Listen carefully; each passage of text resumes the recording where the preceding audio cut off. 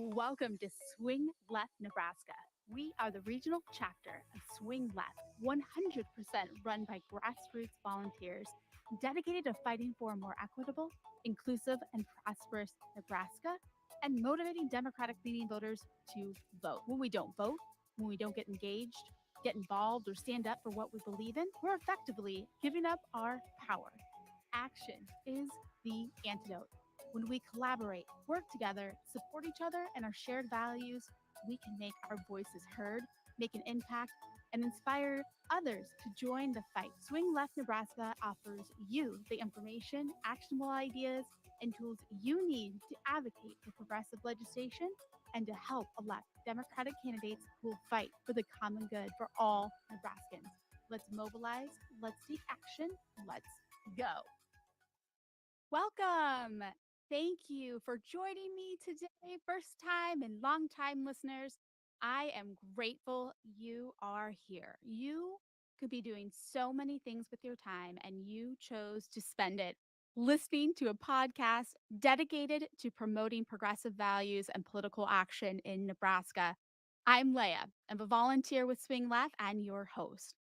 Our episodes are usually released on Sundays, but I'm going to be out of the country over the next few days.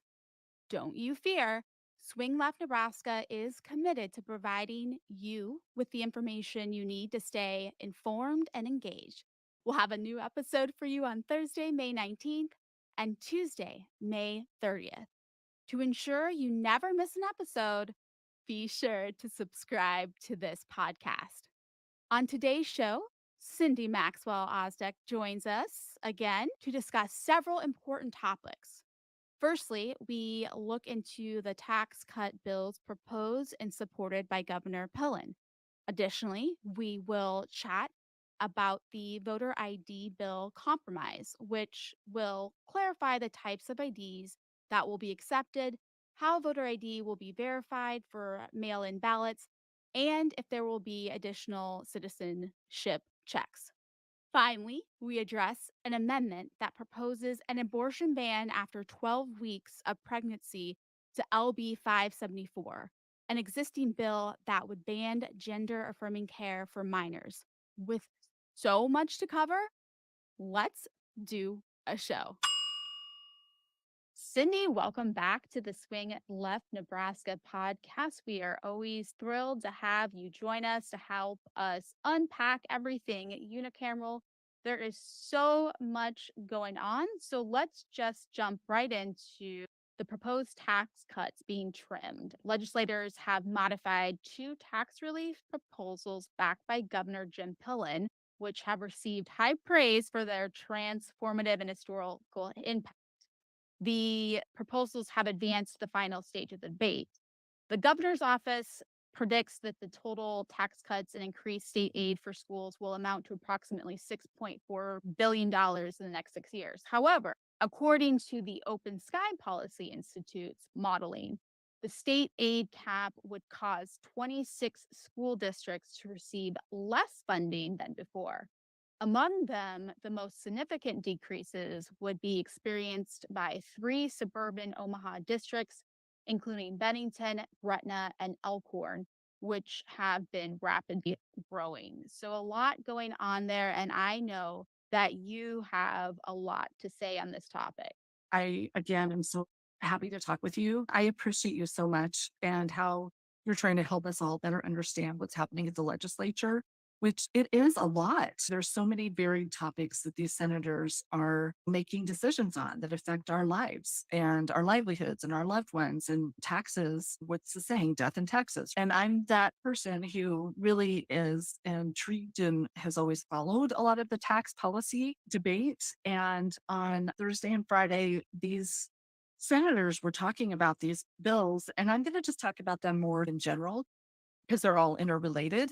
And some of them are just huge, quote unquote, package bills. They keep saying package.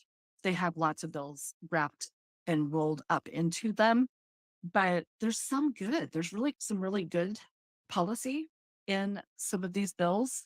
The one that you were mentioning about the schools that are growing, it is something we need to make sure that we're not hamstringing these school districts. It's a good thing that they're growing. It means people are doing well in those. They're attracting people to move to that school area. And so we want to make sure that they can grow and meet the needs of all the students in their district. I think that they did work to alleviate some of those concerns for those growing districts. As far as for the rural districts, there were op-eds written by previous senators who really specialized in appropriations and budgeting and tax policy for our state. And they're very concerned because how they're put together needs to be readdressed in 2 years. And trying to imagine what our economy is going to look like and the impact of how all these moving parts will be felt on not only our school districts, when you talk about agriculture and property taxes and people in urban and suburban regarding their property tax balance. It's going to be really interesting to see what happens if we pass these to final and they get signed by the governor in 2 years. We want to look back to what these debates were like and what actually happened. I think it'll be important to make sure that we keep an eye on this.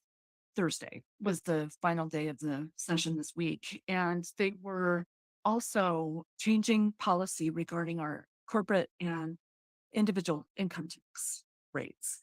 I was in the car on my way to the legislature that day and was listening to debate, and I actually heard one of the senators comment something that made me optimistic. And I was listening to them say that these income tax rate cut would benefit all Nebraskans.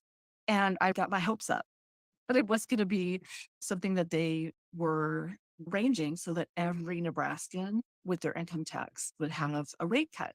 And that's not true. Unfortunately, some of the senators are saying that the income tax rates reserved for the top brackets will still benefit people who are in the lower bracket, or that people in the lower bracket will be benefited by property tax rate cuts or child credit programs. And that's not true. There's upper brackets and lower brackets regarding our income tax rates. Not everyone in the lower brackets would either have property taxes and own a home or need child tax credit. They may not have children yet, let alone have children that are in the age where it would qualify them. So it was really disappointing to me because as someone who actually ran for legislature, I wanted to roll up my sleeves and work with the other senators to try to really help all Nebraskans to benefit from tax rate cuts. It's really hard for me to get excited about these tax cuts, which will benefit my family. But I feel like it's disappointing that I have neighbors who won't benefit. And this has been a conscious choice by the revenue committee and the sponsoring senators of these bills, and then now the ones that voted to advance it to the next round. I am curious. I talked to one of the senators in the hallway that afternoon and I asked, not percentage, but how many Nebraskans are in the entry level tax bracket? How many Nebraskans will not receive one bit of the benefit? The tax cut was reserved for the top brackets.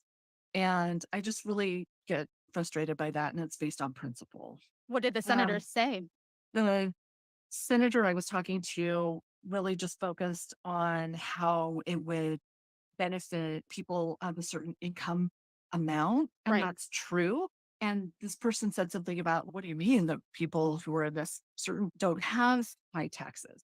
I talked to a couple people that afternoon. I'm not quoting any single senator, but one of them said something to the effect, there's not very many taxes at that bracket anyway. And the point that person was missing is that it is a bigger percentage of your pay that you would be paying in those taxes when you think of your total budget, right? Senator Breezy had been quoting some data. I actually called his office and left a message, and his staff was so nice to email it to me.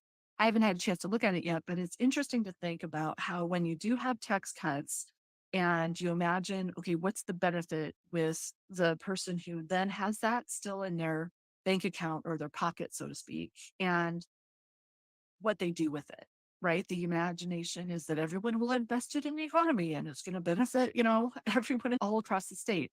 What happens though, and we saw this when Congress had during COVID, when there were people who were receiving actual checks when they had not been receiving tax returns. They opted to receive an actual check in advance.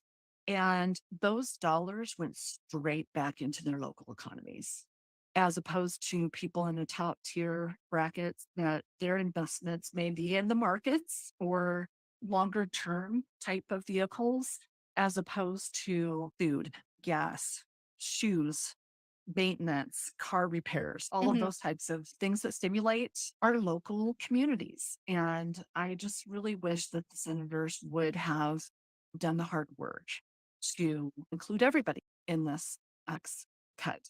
Those are my 2 cents. I guess is the way to word it.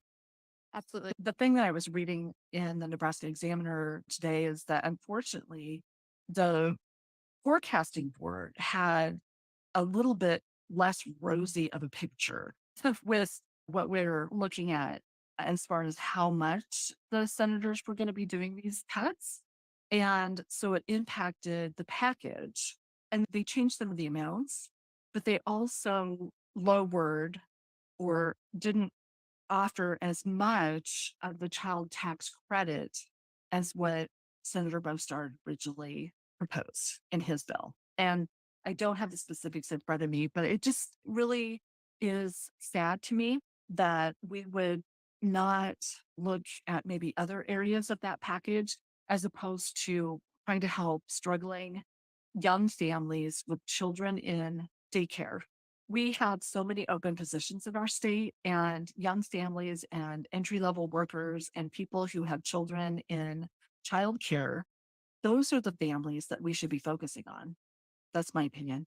Yeah, I agree. People who actually could use the extra money, I think, is where the focus should be. Nebraskans that would really benefit from having the extra cash on hand. Well, I know one of the policies was going to help with the actual daycare companies as well, which when you're talking about a formal like establishment with their own facility as opposed to maybe home based care, I know that there are so many that they just can't keep up with the demand. It's a problem, and it's something that Senator Breezy had talked about as well on the floor of the legislature. And I hope they continue to work on this and come back next year with even more help for these families and their employers. I agree. So that will be something that we will be keeping our eyes on.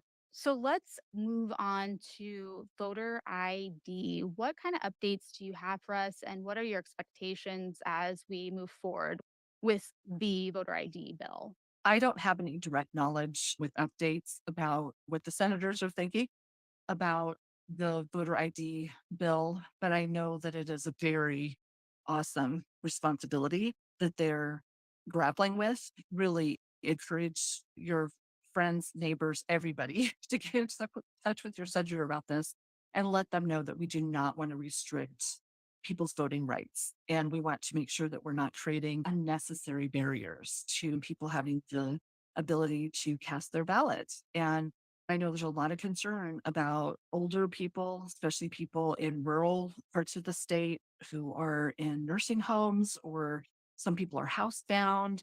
If they have a policy requiring either notary or witness signatures, that's going to be difficult for some people. And we want to make sure too that they don't add in unnecessary requirements regarding citizenship. That was not part of what was voted on by Nebraskans.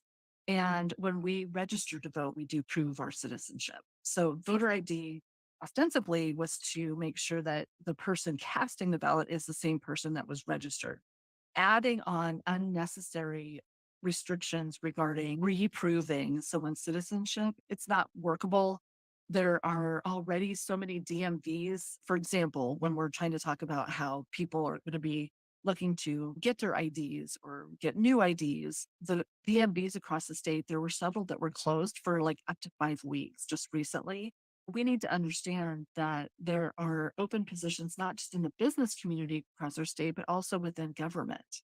And so we want to make sure that we're not putting policies in place that can't be reasonably implemented. I hope that they roll up their sleeves and work on this so that it will be the best bill possible. I'm against the whole thing, but now that we have to do it, let's make sure that we do it the best way possible. And is anything on the agenda for this upcoming week in regards to the voter ID bill? We wouldn't know about the agenda until the night before, but that kind of leads us to the agenda, which is already out for Tuesday. Yep. After the failure of a bill that banned abortions around 6 weeks of pregnancy, State Senator Ben Hansen of Blair introduced an amendment to the anti trans legislative bill 574 that would ban abortions at 12 weeks past gestation and would change the details of the original bill. So, yes, this is all coming together on Tuesday evening, is what they're telling us right now. I just take a moment to take a deep breath before talking about this because it is disappointing. I know there are people who are still in shock about this. And I know that when I try to imagine the Nebraska legislature and how serious a responsibility our senators have to implement laws that impact all of our lives, the second house are all of us. And we are the watchful citizen. It is our place, it is our responsibility to make sure and hold our senators accountable and help them to craft this legislation. And there isn't even going to be a new hearing for this bill. So there won't be a hearing or an opportunity for Nebraskans to come and speak about this. And I'm very disappointed by that because I know we've had a lot of bills where there were lots of amendments, which were other bills. They were an actual bill that was attached as an amendment. And that's normal. You see a lot of kind of committee bills that have what they call Christmas tree amendments, where they have a lot of technical amendments or non controversial bills included to move the committee's business forward. This is not that. Let's just be clear. This is not that. I know that Chairperson Hansen, he's the chair of the Health and Human Services Committee, has said that this bill has to do with healthcare, and that's why it doesn't violate the single subject rule. But banning healthcare for only transgender children versus all children and banning abortion or restricting it further than it is today, but not in the same way that was introduced as LB 626, which did have a partial hearing. It's radical. This amendment is very radical. And I actually ran into Senator Hansen last week, the other day at the legislature. I happened to just run into him and he was really gracious to talk with me and spent a few minutes and answered some of my questions. And I was really focused on the actual hearing aspect, hoping that he would reconsider and allow all of us the chance to really look at what he's proposed and how it would impact our state. And he said, no, that's not going to happen. And one of the things he told me, as far as one of the reasons, is because there just isn't enough time. He mentioned that we are getting to the end of the session, we're running out of days, and there just wouldn't be time to hold a hearing and then be able to come back and debate this. Because when you have a hearing, there's a rule that it must be published a week in advance. So I That's, told him that would be a reason we shouldn't do it then. yeah. If there's not enough time to do this the right way, I think we should not do this at this time and do it the right way. Let's come back next session with more thought out and improved bill, if you want to put it that way. When I say improved, what I mean is it would be a bill that would have gone through the committee process and had really thoughtful input from all the senators on the committee and then go through a complete process through general file, which is 8 hours of debate, then select, which is 4 hours of debate, and then final reading, which is two. That would also allow all of the senators to bring their amendments. But since we're doing this at the final reading stage, what happens is this amendment becomes the bill.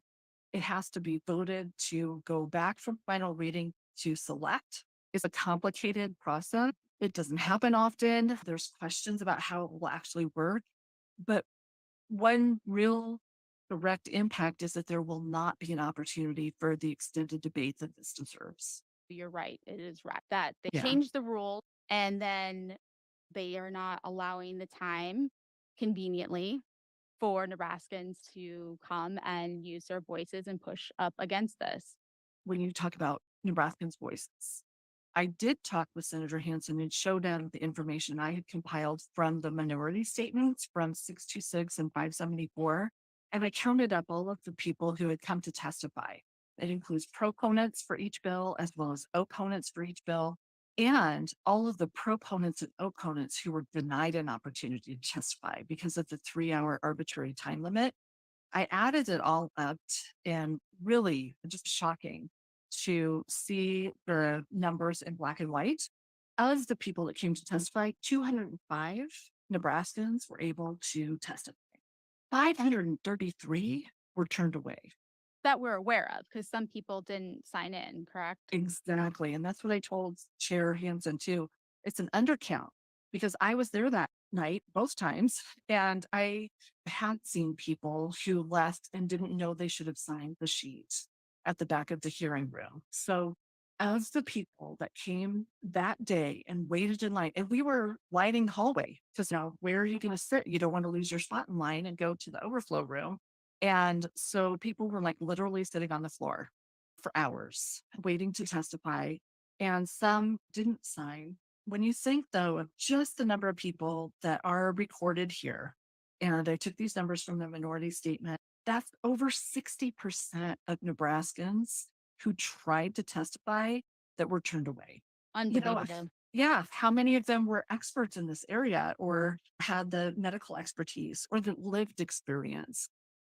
People took time off work. They got babysitters and found a ride or carpooled or spent their money on gas instead of, I don't know, anything else to come and try to tell the senators how important this legislation was to their family, and they were turned away. And when you look at the online comments for the record, a lot of times you'll listen to a hearing and they'll say there were 3 letters for the record as proponent and 10 were in opposition, or sometimes there's not very many or any.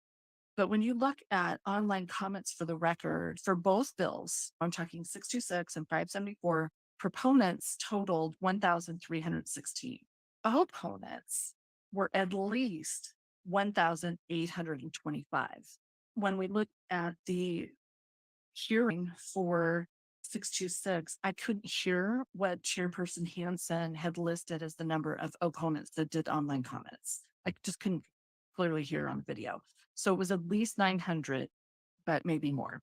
This is something very important to so many Nebraskans, and I really wished that they would have taken the time to do this through the committee process and having full and really in-depth debate. It's important to get those numbers out there so people really do have a grasp and understanding of how our voices are being silenced in Nebraska. But it doesn't mean give up, and it doesn't mean go Right. pound sand. It means let's just get louder Yes. and come together and unify in this mission for a more equitable and just Nebraska. We can't give up. And the recommendation, when I read something put out by the ACLU or from the Women's Fund or some of these organizations like Planned Parenthood, they are telling Nebraskans this is critical. Everybody needs to call their senator, but also reach out to the other senators in the unicameral. So talk to your friends, talk to your neighbors, talk to your coworkers. Everybody needs to be calling and emailing for Tuesday, but showing up in person as well. You are suggesting that people come as early as possible on Tuesday, correct? There is a bill on general file, which is LB 727. Senator Linehan introduced it to change provisions relating to sales and use tax exemption on purchases by the state and other public entities. That is the bill on the agenda right away Tuesday morning. And then a lot of people are saying that the anticipation for LB 574 would be late afternoon, maybe 5 o'clock. But I think it'd be important, if possible, for everybody that can to come to the Capitol earlier in the day and try to talk with their senator. You can actually ask one of the sergeant at arms to ask your senator to come off the floor of the legislature and speak to you in the rotunda.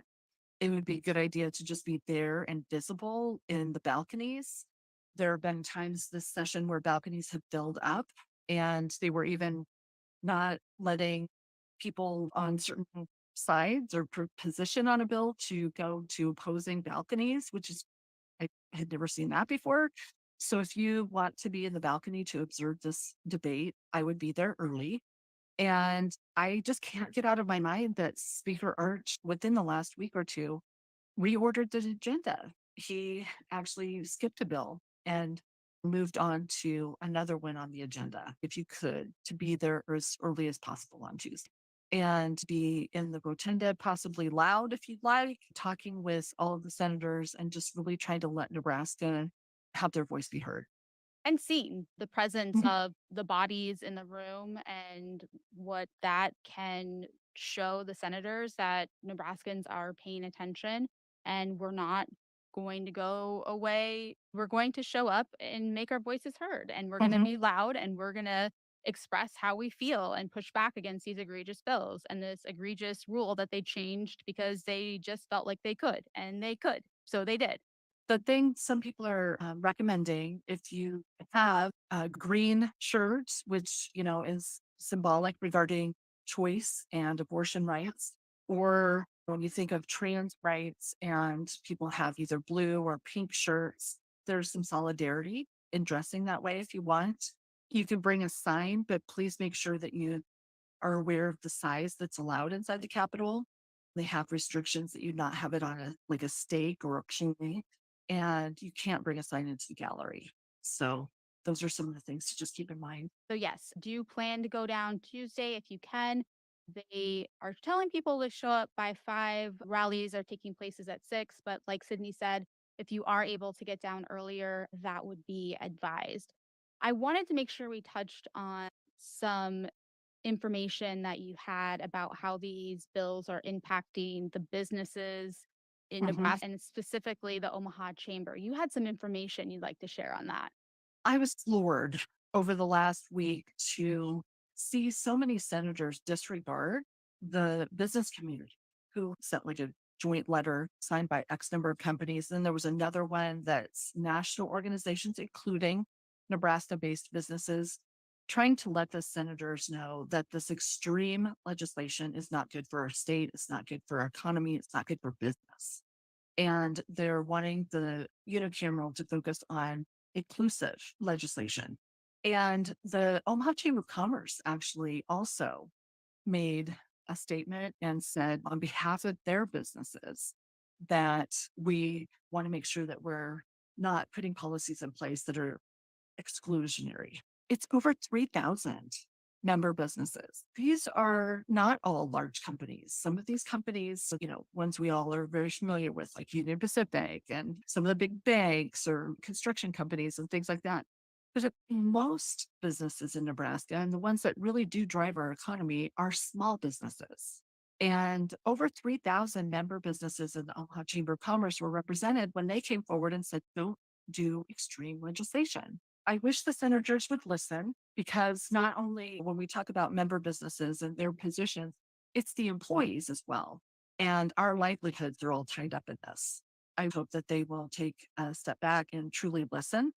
And I know a lot of people are really curious about what's in the bill, because this amendment has components of LB 626 and added onto a different version of LB 574. Some of the changes on LB 626 that are different from Senator Albrecht's, and it is not Senator Reeby's amendment. I think, if I'm understanding from the OBGYNs, it does not have exceptions for fetal anomalies, which are just really tragic situations that happen when you talk about a time limit or a ban regarding a certain number of days. When you talk about gestational versus fertilization, this is really, in effect, a 10-week ban versus 12-week. This is what the OBGYNs are telling us. It lists some sort of exceptions regarding rape and incest, but it's requiring the doctors to keep written notification in patient's file. It's putting doctors in a position that is not normal. And it is also very problematic when you think of having information in your medical file and what happens with that. and the privacy. So there's a lot of problems with 626. I know that the OBGYNs are telling us they're very concerned about how it will impact their licensure. And there's even comments about how, again, there's concerns some of it will impact and potentially criminalize some of this medical care. Then when you look at Gosh, 574, it's a totally different subject, right? We want to make sure when we're talking about this that it's very clear it's a ban on health care for transgender children. The same health care is not being banned for cisgender children. I don't know how many cisgender children throughout the state are potentially receiving puberty blockers, but the number of children who are receiving puberty blockers because of their gender affirming care as being a transgender child is a very small portion. And that's what we're focusing on. Again, I do remind everyone that all of this care is with parental consent. And when you talk about hormones, some of these things are prescribed for other things impacting endometriosis. There's just various reasons that these medicines are prescribed. They're safe for children for these various needs. And what the legislature is trying to do is to restrict them only for transgender children. yeah, And when they talk about surgery, again, those surgeries that include breast reduction or augmentation or things like that for cisgender children, they're not part of this legislation. They're not restricting it. I'm a parent, right? Say I have a teenage daughter who has excess breast tissue and it's affecting their posture, their back, their sports, those types of things, or their confidence, which would be gender affirming.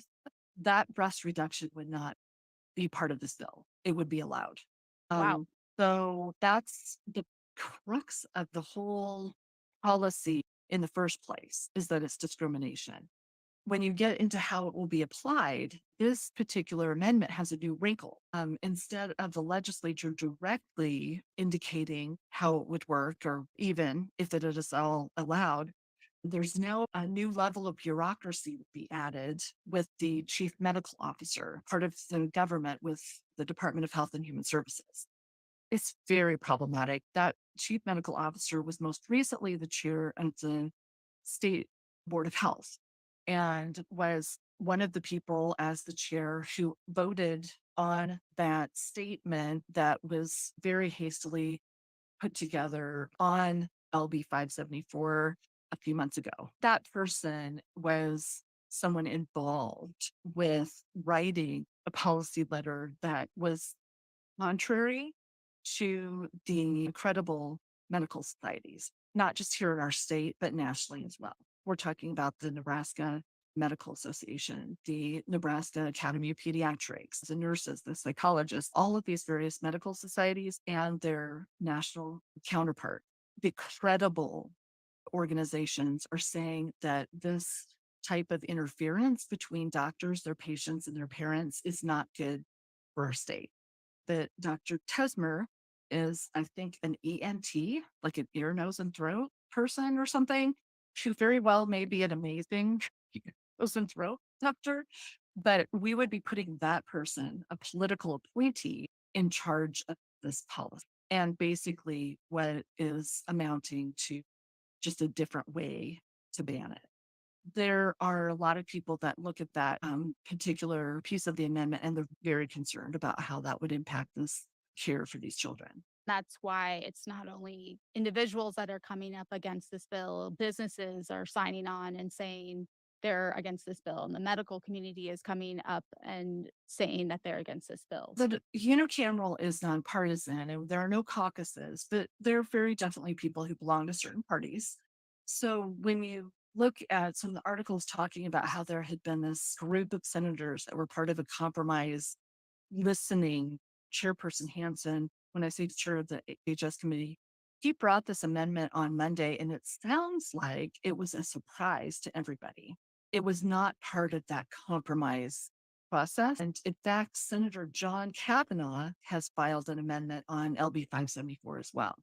And this amendment, I haven't really had a chance to look at it or read closely, but it is more along like what I think people are saying the current standard of care is, which still we should be writing into statute, but that's for another day. I believe the reasoning for him filing this amendment is that it would be good for the legislature to consider a way to better implement this if they were to pass it. If they're going to pass it, we want it to do the least harm possible. That was, I believe, the reasoning. I haven't talked to him or anything, but I would understand that would be why he would have filed this amendment. Now, the bill is currently on final reading, so to send it back to select file, it has to be based on a specific amendment. And so it's going to be interesting to see what happens on Tuesday. It really is. And I just really encourage you to ask everyone to get in touch with their senator and tell them this is not good policy. Rushing it in this ramshackle way is not helping to give us confidence that this is being done in a way that will be safe for everybody with our healthcare. And it's just something that we should really ask them to stop, put the brakes on, and not vote for cloture. Absolutely. So if you're listening to this, please, if you have not contacted your senator, do so. And please talk to your friends, family, neighbors, coworkers that you feel comfortable having these conversations with and encourage them to do the same. And like we've talked about before, if you don't feel comfortable having those one-on-one conversations with legislators, you can always call after hours and leave a voicemail or email. And as always, I will leave the link in the show notes so you can find your senator in there. And when you reach out to them, it doesn't have to be a big, long thing. It can just simply be, I oppose this bill and why. And if you can personalize your why, great. But don't think too much about it. Just make your voice heard. And as a friendly reminder, again, if you are able to come down to the Capitol on Tuesday, we would love to see you. I plan on being there. I know you'll be there, Sydney, as well. You're able, Absolutely. yeah. So if you're able to get down there as early as possible, hopefully they will stick to the schedule and it will take place in the evening so we can have more people join us that do work those 9 to 5s, myself included. Sydney, as we wrap up this episode, is there any final thoughts, any final words of wisdom for the people? I would just say, and you had said something earlier about hope. And one of the things that I really do truly believe that most Nebraskans care for their neighbors. Most Nebraskans do not want their neighbors to be hurt or forced to carry a pregnancy against their will, or for their neighbors to be worried about their child's health care and how it would impact that child, and the worry that some transgender children without this type of health care have suicidal thoughts. I think most Nebraskans really do have good conscience and big hearts. And so I hope that we will see that in action this next week. I really do. I hope that we can stave this off, and we'll, I'm sure, have other disagreement about policies and other types of legislative proposals. But let's not move forward with this one. Absolutely. And when we come together and use our voices as a unit, the more powerful we can be. The more voices we have, the more bodies involved, the more powerful we can be, and we cannot give up. With that, we'll wrap up this episode. Thank you so much for joining us. Thank you. Join the Sarpy County Democrats in their effort to engage and register young voters this summer. You can help by walking with the Sarpy Dems during the Salute to Summer Parade on May 27th at noon. Alternatively, you can sit at our community booth to chat with your neighbors and register voters until 10 p.m. Following these activities, stay for the festivities, which include food trucks, a beer garden, music, fireworks, and so much more. And volunteers will receive a free t shirt as a token of appreciation. I will leave the link for more info and to sign up in the show notes. Remember to look for the next episodes on this Thursday, May 18th, and Tuesday, May 31st.